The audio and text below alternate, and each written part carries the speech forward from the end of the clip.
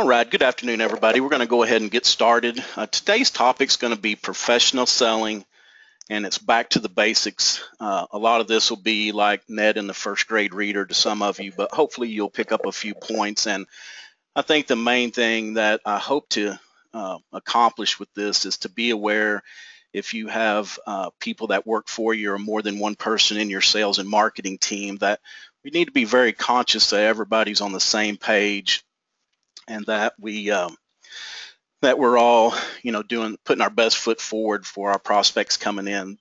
A lot of what I'm going to talk to you about today are things that I have learned from mystery shopping, and this has all been recent, within the last 6 months or so. Some of this stuff that you will probably think it's too crazy to happen, but I promise you it's still going on in a lot of communities today. For those of you that are new, we do a slightly different format. These are just going to be 30-minute sessions. I'm going to try to get through the information. I know everybody's very busy. If we don't have time for questions, what I would suggest is that you can either give me a call or email me directly. I'd be glad to talk with you about any questions or concerns or anything I could do to help you out. And then at the end of the webinar, there's a 2-question survey. One is just going to be if you like the 30-minute format, and then number 2 would be some other topics, either sales-based or just anything to do with senior living that you would like to see us present on. Today's outline, I'm going to tell you a little bit about more diversified services. I'm going to tell you a little bit about myself, Roy Barker. Talk a little bit about a shift in focus, and then I'm going to keep it really simple. We're going to talk about the beginning, the middle, and the end of this process. And with 30 minutes, I'm not going to be able, this is not going to be all encompassing, but we're going to try to hit some of the highlights, and hopefully you'll pick up some good information. Our next webinar will be July 21st from 1 p.m. Central to 1:30, and we're going to talk about 10 must-dos for community call takers. More diversified services. We're a full-service boutique consulting firm that focuses on senior living and healthcare. We work with both for-profit and not-for-profit. We've been in the business for over 40 years, and just some of the services we offer are the marketing analysis, mystery shopping, tactical planning, SWOT analysis, operations analysis, and benchmarking. And then we also have the shared executive retainer agreement, which is a great way for communities to get to tap into our knowledge base and our extensive history without actually having to take on the full cost of hiring another executive. And I'd be glad to share that information offline with anybody who'd like to talk further about that. A little bit about me. I've been with MDS and been in the business for probably about 16 years now. My focus is usually in operations, marketing, employee retention, and then training and coaching as well. So the first thing I want to talk about a little bit today is a shift in focus, and this is not I'm not going to get into this in depth. Some of the points that I do talk about going through the webinar have to do with this, but there's just a big need to shift from our old school thinking of transactional selling to relationship building. I think the days of prospects walking in, we give them a tour, show them their room, show them the dining hall, get them to sign up is gone. And so we really have to take the time to sit down and build relationships with people that walk in the door. Sales has gotten such a negative connotation the last few years. To me, it implies that I'm going to try to sell you something that you don't need, don't want, and maybe can't afford. And so that's another good genesis for us to try to shift to be more of a relationship builder, relationship coordinator, to really try to find out who this prospect is and what are their individual needs, instead of just thinking of it broadly that we've got this great product and everybody's going to want to come live here. That's not necessarily the case. The other thing too is I think we've kind of missed the boat a little bit with thinking that only the sales manager, sales and marketing team, however that is named at your community, that they're the only ones involved in this process, and that could be further from the truth. We need to get everybody at the community involved in this process, from the executive director down to the housekeepers. We need to look at it as more of a collaborative effort. We want to collaborate with the prospect, family members, or anybody else that may be part of the decision-making team. And I think a lot of things that I see is everybody's rushed. We're trying to get people off the phone. We're trying to get them walk through a tour, get them moving on, and we just need to slow down and be genuine and show that concern and empathy for the prospects that are coming in. Who's our consumer these days? Well, I'll tell you this. My parents are of that age, and I will say that they are much smarter and they are much more demanding than generations of the past. They are way more resourceful, and they have, through the internet, which they both have access to and they use regularly, they have more resources at their disposal than any other group that we've ever seen come through. And also, too, this generation that we're talking about now, some of them have actually had a parent that has gone through, some form of senior living, from independent, assisted memory care or nursing. So they have a little bit of knowledge about what the product is, and they have so many more options before. And that's not just, like home care and daycare options, but they have more of your competition, your direct competition, on more corners than ever before. Again, this group is going to be like everybody prior to them, and just like myself, it's going to be very hard for them to self-identify that they have needs that they want, that they need to move in, and they're always going to say, I'm not really like all these people that I see in here. But what they do want to is they do want to maintain a lifestyle, and that's kind of where we need to focus on, is building up that lifestyle dream as we walk around, not focusing so much on just the real estate aspects, but on look at the lifestyle that these people are living. Take myself, I live in Texas most of the time, and right now it's hot, and so I'm out chasing a lawnmower around, or I'm trying to get the sprinkler to work, or I've got a lawn man that didn't show up, and I'm out trying to chase him down to see where he is at. And that is a great point, is whether it's the wintertime or the summertime, is you can really express to these prospects what a worry-free life it is. They get to enjoy these grounds without having to worry about the maintenance or even worrying about who's going to take care of it. They just get to enjoy life.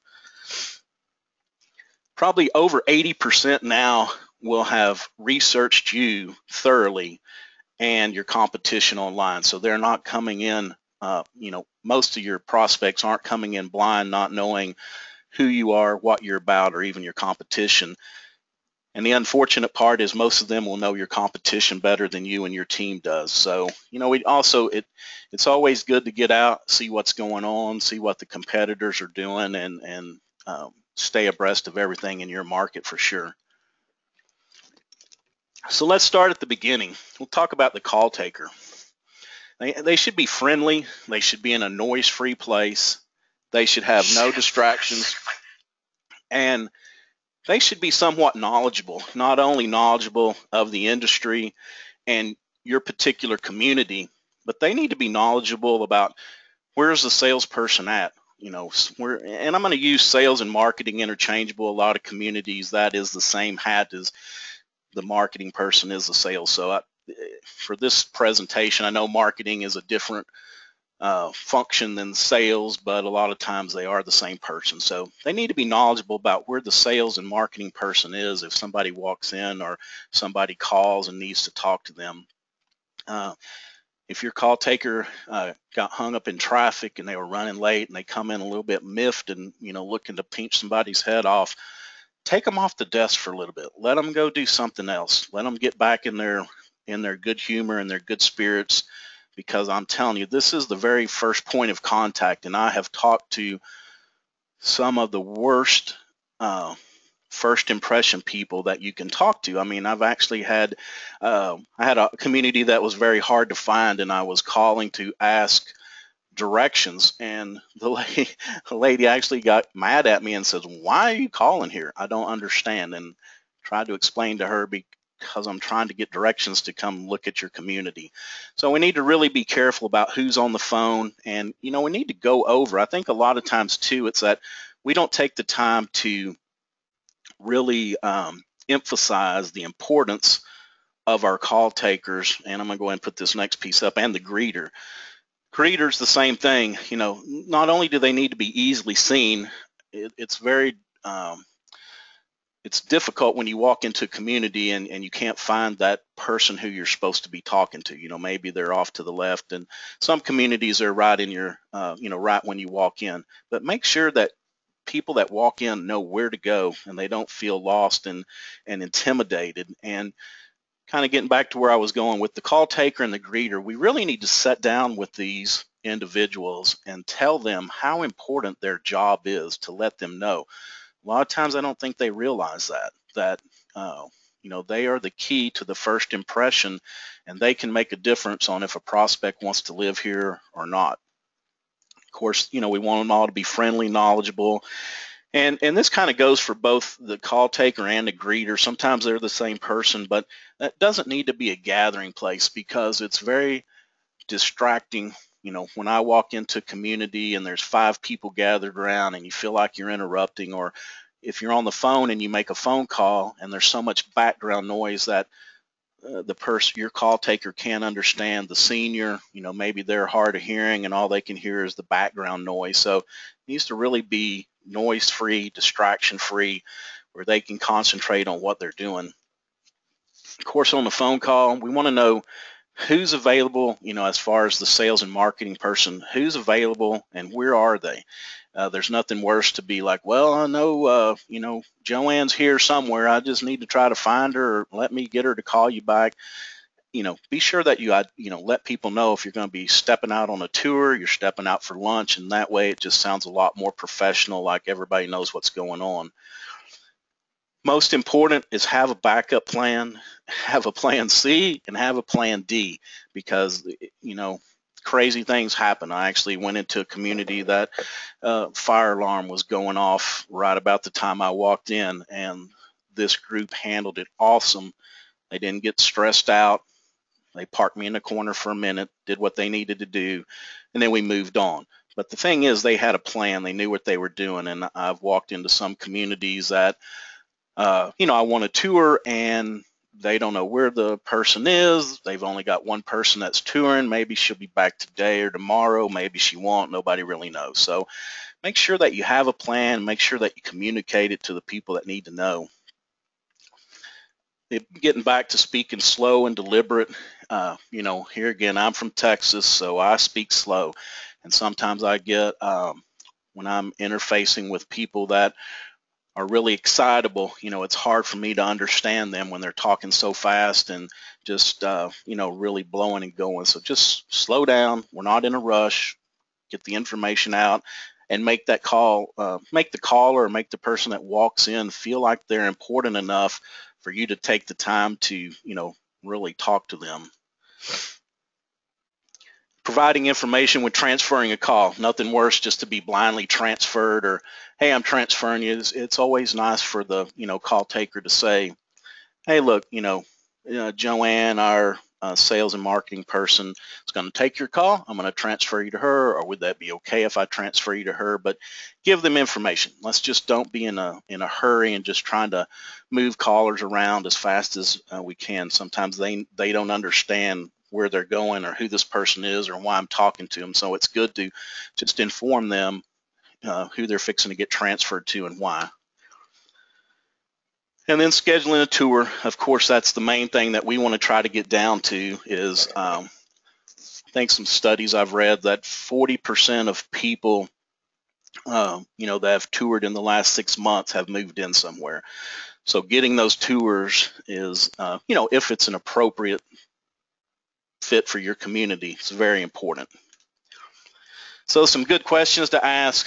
Again, this is going to sound like it's really corny to some of y'all, I know, but I can't tell you how many times I've been a phone caller or been in a community and they never even got my name or who I was there for.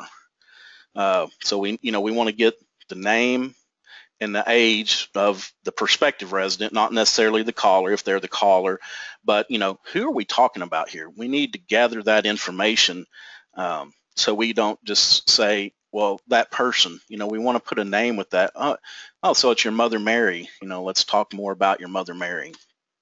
A time frame, is this an immediate need? Sometimes with assisted living and nursing, there's an event that happened that's really pushing this, with independent living, and then with some assisted living, maybe it's not as urgent. Maybe it's more, we know that we're fixing to need this, and so we're starting to look around. So kind of look at the time frame. That kind of lets you know how much time that you're going to have to get to know this person and get to know about the prospect as much as possible. What kind of special issues do they have? Are they in a wheelchair? Are they on a walker? Different things like that. Hobbies and interests. Do they like to paint? And what we're trying to do is just build an in-depth resident profile, or an in-depth profile of the prospect. And this way, it'll help us talk intelligently about our community, that we'll go over here a little bit in the future. And then what does a day in the life look like for this person? Do they get up? Do they only watch TV? Are they active? Do they try to do aerobics? Here again, it's just gathering as much information as we can about this prospect. Another thing is, depending on who we're going to contact, is always ask, never assume that people have that your desired means of communication is theirs. I'm still pretty old school, and for decisions like this, I would rather talk to somebody on the phone so there's no confusion. But a study I read not long ago said that over 60% of 50 plus preferred means is email. So let's don't guess and let's don't assume. Let's just ask, what is that desired means of communication? Can I get your phone number, or can I get your email address? Sometimes you get pushback on this. It's not all, everybody doesn't just give up the information, and that's understandable. But we can't assume that when somebody calls that they're just not going to give it up. What we have to do is we have to, ask them and try to cue them for this information. And then, what brought you in, or what made you call today? The most important question that a lot of people just miss. They don't ask that. So how can we address the needs, and how can we tell them what a great fit our community will be if we're not even sure what those needs are? And then, where did you hear about us? As the marketing person as well, probably we need to know, where are we putting our resources? What's working better for us, for all the options that we have to advertise. So then, get back to first impressions. We only have one opportunity to make a great one. So take the time to do that. And this starts at curb appeal. As a marketing salesperson, you need to look at your community when you drive in every morning. What's going on? Does the yard look good? Is the entryway clean? I actually drove into a community one time where there was an employee performing auto maintenance on his car in the community parking lot. And this wasn't just like, oh, I had a dead battery, I'm trying to change it. Now, he was putting a water pump on his car. He pulled a picnic table out in the parking lot. Him and his buddies were out there, in the afternoon at 3 or 3:30 after their shift, and they're putting a new water pump on the car. So I try to discourage things like that. We want it to be a very clean, inviting atmosphere when they walk in or when they drive up. Again, got to get all employees involved. We got to put a smile on everybody's face. Everybody should know that they need to greet our visitors, especially if they're walking around with you. They need to be friendly to them. They need to greet them. And one thing you can do is, you have to be careful with privacy, but you can put a sign in the lobby saying, welcome John and Linda, whatever, and then try to get the word out to your staff that this is going to be John and Linda coming in with me, so that they could actually call them by name if they have an opportunity. Now, this slide here, I had some great information that I wanted to put here, but I just didn't have time. Or maybe you signed on to this webinar today and this is all you saw and nobody else ever showed up. And so you think, well, gosh, do I really want to do business with this guy?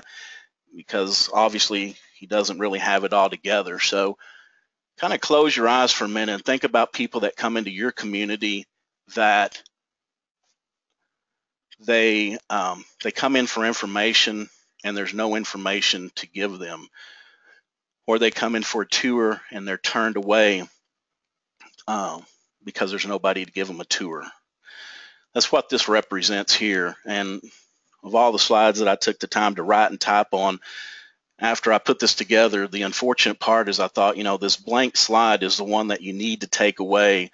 This is the most important slide of this whole presentation, is that when people call or walk in and they don't have any information to take away with them, it's disastrous, because I look at this as a litmus test. Usually people throw everything they have at you in the sales process, and then once you become a customer or resident, that kind of falls off a little bit.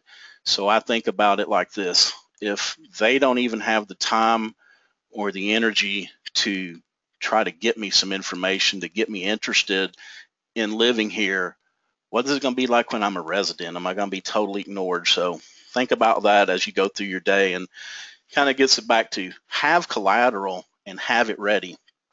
Your staff needs to know where it is in case you're not there. Went into a community late one Sunday afternoon and nobody was there. A young lady was very helpful trying to find some information for me. Then she called her buddy, and so now I've got two people that dismantle the marketing person's office or salesperson's office, and they don't come up with any information. So everybody that's on staff needs to know, if somebody comes in, this is where you go to get them information.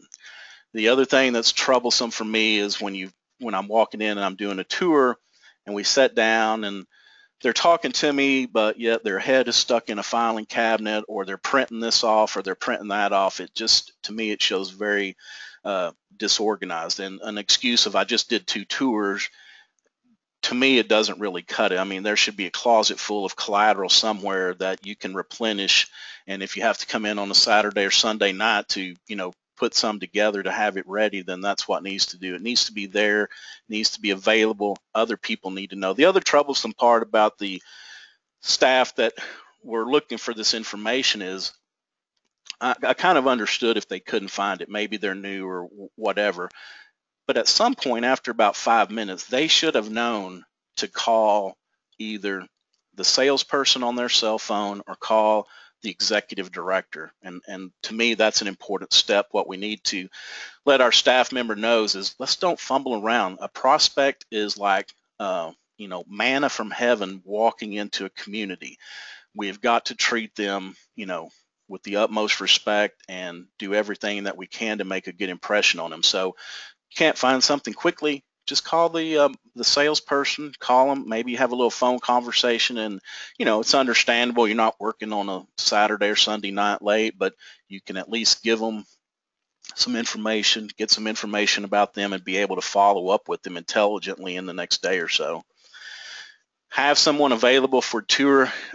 It's very disheartening for me to walk in and the same community that where the guy was working on his car, when I walked in, had a really nice young lady, met me. She was sitting there reading a book, which, it's nice to have them look busy, like they're not, just sitting around in a library. But when I walked in, she said, oh, the person that does the tours is putting on a resident mixer, and she's not available right now. I said, well, that's okay. I said, well, is there somebody else? I just want to walk around and get some information. No, can't do it today. Maybe you can come back tomorrow. I said, well, I'm out of town. I'm trying to leave today. Okay, well, maybe you can just call back, in a week or so. And didn't even offer to get me a packet. There wasn't any effort to try to show me around. And I just think this gets back to having our backup plan, our plan C and our plan D. Is, we need to have other people that are trained. Maybe they're not going to be as good as you are at it because you do that every day, but we need to have somebody that can make this prospect feel like that you really would like to make a resident out of them by at least showing them around, keeping them busy till you get through with your tour or whatever you were doing. And it's unfortunate, but a resident mixer is shouldn't be something that takes you away from a sales opportunity there, you could have a backup person for that, maybe the activities director or the ED or somebody else at the community could be helping with the mixer while you're tending to prospects that walk through the door. Of course, a lot of do this, but it's just a good reminder to try to get people to come in at mealtime, because that's the social hour at most communities, and so having them come in, see what a great meal that you put on, number one, but be able to see all the other happy residents talking and interaction that's going on. You can't buy that kind of publicity. Hold other on-site events, like mixers for prospects, seminars. We do a lot of third-party seminars because prospects will tend to believe me because they think that you're trying to sell them something, that you've got an agenda, whereas myself, they think, hey, this guy's just trying to give us some good information. So there's all kinds of people like ourselves, lawyers, financial advisors, just trying to give good information to your prospects and residents. Again, we need to get all staff involved in this. Don't perform an information dump. That I can't even discourage that enough. A lot of times sales and marketing people have a script, and whatever I've got to do to get through the script. And I listened to a phone call a month or so ago of a prospect that had called in, and she gave the salesperson 3 cues that I want to come to her, and the salesperson on the other end of the phone just kept saying, okay, hang on, let me finish this, let me tell you more about it, instead of stopping. I mean, that's the goal of talking to people, is to get them to come in. When somebody says, yeah, I'd really like to tour, it is time to stop talking and offer them a tour. And a lot of times the next step is, well, when do you want to come in? And my advice is try to be a little more in control or direct about that. And it's always good to say, hey, I've got some time this afternoon, or tomorrow morning, or Monday, which works best for you, and try to give them the option. And but don't leave it open-ended where they can say, oh, I'll get back with you. Go ahead and try to pin them down and get an appointment. I know I'm running over a little bit on time. If y'all could just bear with me. I know this is all kind of this is just good information. I feel very passionately about it, so probably overdoing it a little bit. I'll try to pick up the pace. And just because you're not performing an information dump doesn't mean that you can't control the conversation through, asking questions and cueing the person that you're talking to, whether it's the prospect themselves or a family member. And then don't overdo it. I mean, sometimes we can just blow out so much information that we just totally overwhelm them, and they walk away not knowing much of anything we said. So just kind of slow down, give them the information that's needed, and do more listening than talking. But that doesn't mean that we still don't need to overcome objections. I can't afford this, or it's not right for me. We can still take the time to try to see if we can overcome it, try to see if they're a good fit. Of course, we want to ask the probing, open-ended questions. Listen for clues. If somebody says, yeah, I'd love to come in and tour, like I said, time to try to book that tour, and let's move on. Another important thing is meet the prospect where they are in this process. A lot of times when I talk to sales, or when I'm going on a tour, they always want to start at the very beginning. And a lot of times, like I said, 80% of your prospects that walk through the door, they've already researched you and your competition. They probably know what senior living is, so we may not need to start at the very beginning. But once we talk to them and we ask them some questions, we can kind of find out where they are in this, and where we need to pick up the conversation at. Don't feel like we can shoehorn everybody into the same community. I mean, it's just like everything else. There are personal preferences, there are services that you offer, and we can't be afraid to say, you know what, we're not a good fit. That's part of being a collaborator and a facilitator, not a salesperson, is we need to do what is right for this prospect. And if it's not for us, you can kindly say, look, I don't think this is going to be a good fit, but there are 3 or 4 other great communities in the area that'd be glad to help you, get some information on or point you to the right people. That's what that's where we kind of take the sales out of, is not just trying to tell everybody that we are a good fit for them. Really listen, be genuine. People can see through if you're not. You have to be empathetic, and always assume there are other issues present, and that can be health wise, financial wise. So here again, as we go through learning more about the prospect and the family, always be listening for clues to see what other issues are present. Be the collaborator. One thing we can do is, like I said earlier, is match the caller or the visitor's voice and level, speed, their cadence.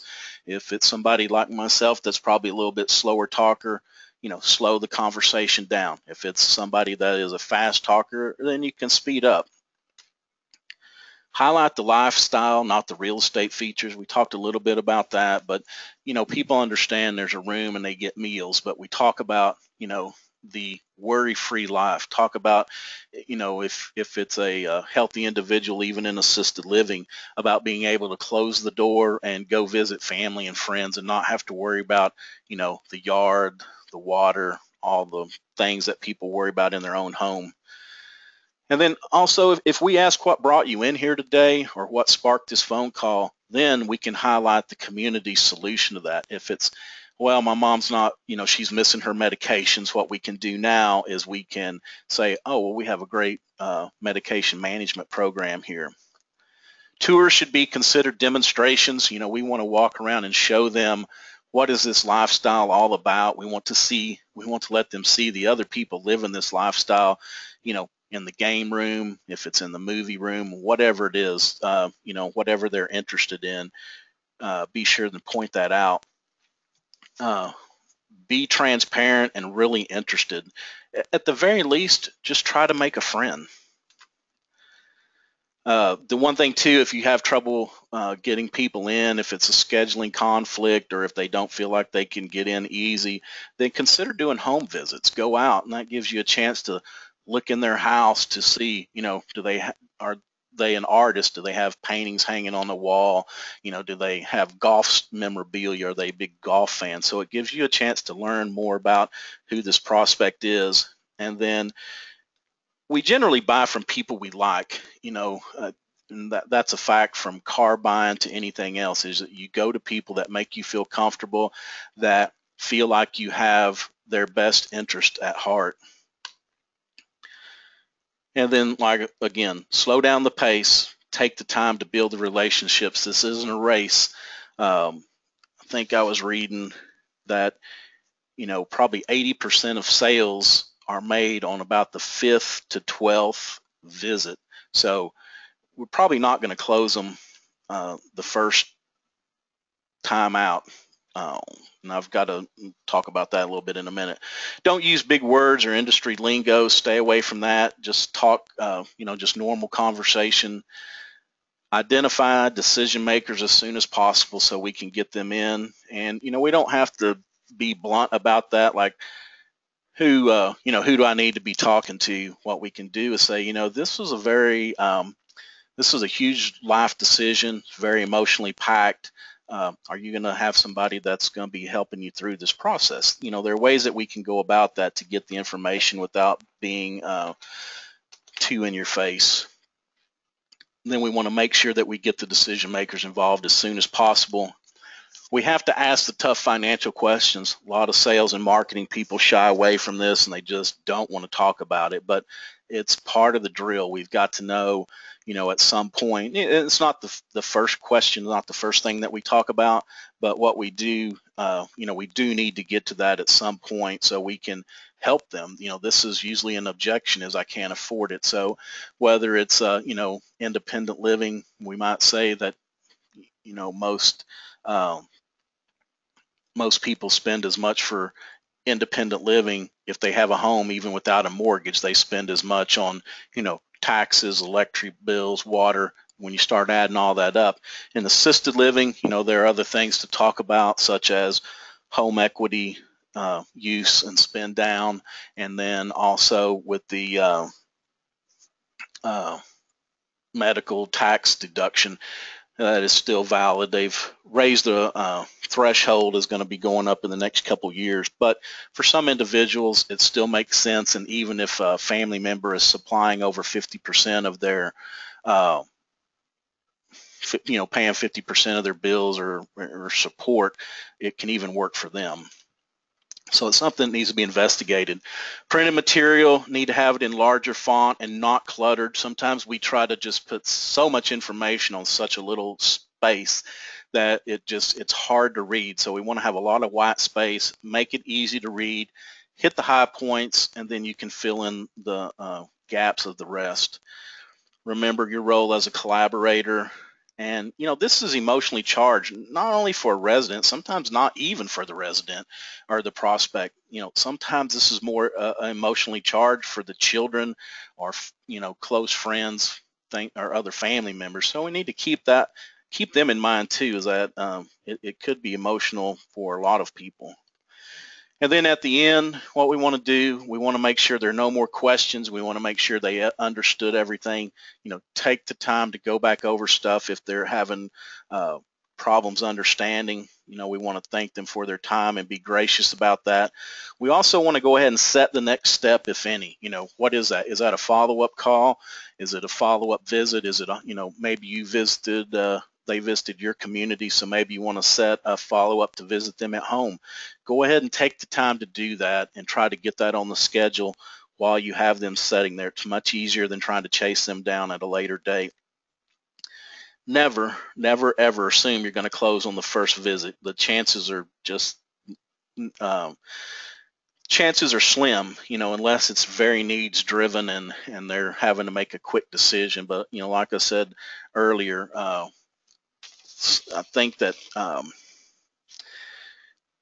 Caring.com did a seminar last week, and I think they said that like 60% of the people that visit you will also visit 3 or more communities. So, I don't know where they might fall in that. If you're the last one, you might go ahead and close them, but chances are, they're going to be out visiting and doing a lot more research. And you will not close everyone, and you shouldn't think that you will. What we want to do is take the focus off of closing everyone to building a relationship with everyone. And the other part is when you do close, quit talking. And sometimes I've seen salespeople that have talked themselves right out of a sale because the person said, "I'm ready to buy," and they just kept on. They couldn't help themselves. And so when somebody says, "I'm ready to sign the papers," let's get them to sign it and quit, take off your sales hat then. Ask for referrals. Word of mouth is the best referral sources that we'll have. So don't hesitate to ask for that if somebody is happy with what you've got, or even a prospect. Maybe they have friends or family that are in need as well. Follow up. One thing I do on a follow-up when we have clients is, I recap the situation. And so that's a good thing about asking all those questions we talked about earlier is you want to go through and whether it's a phone call or whether it's an email or whether it's an old-fashioned snail mail, you want to say, okay, we talked about your mother, Mrs. Smith, and she has, these issues. This is her lifestyle. This is what she does. And, you recap the situation that you have, and then if you're trying to move to that next level in this relationship building. The other thing too is not all follow-ups have to be sales related, and even if they move in somewhere else, you can continue to follow up with them. And it happened to me not long ago when I sold a house. I interviewed a few real estate agents, and the one I went with, things didn't work out after a while. But one of the ladies that I didn't choose, she kept following up with me for like 6 months. And it wasn't a, "Hey, I'm here to sell your house. I want to sell your house." It was more of, this was coming through the winter. So it was more of, "Well, here's a cider recipe. Here's some market statistics for your area." And this lady was very religious about following up with me. And so when things didn't work out with my first one, she was a natural choice because I thought, wow, if she is as good at marketing prospects to buy my property as she has been at marketing me, this will be a no-brainer. And it was. she ended up selling the house at the listing price within about a month. So the bottom line, I guess, here is that even if somebody moves in somewhere else, you don't know that they're always going to be happy. So just keep that little trickle campaign going. Find some non-sales information that's good to send them, and just stay in touch with them. And I just can't even stress follow up enough, because in all the surveys that I've seen, they're probably 25 or 30% of your prospects or people that come in, they're not followed up with. And so if somebody else is following up with them, they're going to get their attention. Trust but verify. Call your own community, see who's answering the phone, see how that process goes. Have your friend or family member call as well. You need to know firsthand what's going on. Have others mystery shop you both by phone and in person. Hold informal refreshers. It doesn't have to be formal, like everybody's in trouble, but just sit down and talk with the key people in this process and make sure that they understand their job. Make sure that there's no questions, because after you get into this for a little bit, they may decide that they have some questions and some issues. Find out what the process is like from their perspective, and that way you can make adjustments as necessary to make it easier on the people that come in or call. And then the other thing too, just be sure and praise and reward all the employees. That goes from the person answering the phone to the greeter to housekeeper to dietary. They are very important pieces in the sales process. And so not only do we need to keep them educated and keep them pumped up about it, but we also need to thank them for their support. All right, guys, I'm sorry I ran a little bit over today. Like I said, pretty passionate about this, and this is huge. This professional selling is what sets apart, the good from the great communities. The great communities just really hit on all cylinders in the sales and marketing process. So anyway, July 21st from 1 Central Time, again, we're going to talk about 10 must-dos for community call takers. If you have any questions or comments, please don't hesitate to either give me a phone call or an email. I'd be glad to talk to you. And then if you would, please just take a few minutes to complete the 2-question survey we had. Hope everybody has a wonderful day.